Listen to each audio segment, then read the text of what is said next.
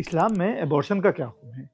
ना यूएसए में एबॉर्शन को लेके एक बहुत बड़ा इशू है। काइंड ऑफ ऐसा समझ लो उनका मेन पॉलिटिकल मुद्दों में से एक एबॉर्शन लॉ है। सो बेसिकली बात इतना समझ लो कि इस्लाम में एबॉर्शन कराना नाजायज है, एक्सेप्ट नाजायज है, एक्सेप्ट बोलने का मकसद ये था कि एबॉर्शन एज ए थिंग नाजायज है, कुछ केसेस में उसको जायज करार दिया गया है। पहली बात ये समझ लो कि जब माँ के पेट में बच्चा फॉर्म होता है उसके 120 डेज बाद बच्चे के अंदर जान फूका जाता है। 0 टू 100 डेज के बीच में अगरचे वो मूव कर रहा है लेकिन उसके अंदर सोल डाला नहीं गया, तो ये 120 डेज बहुत इंपॉर्टेंट है। 120 डेज गुजरने के बाद किसी भी सूरत में जायज है ही नहीं, अनलेस उस बच्चे में इतनी बीमारी हो कि उसकी वजह से माँ के जान को खतरा हो, या हमको आइदर और सिलेक्ट करना पड़े कि आइदर बच्चे के जान को बचा सकते हो या माँ के जान को बचा सकते हो।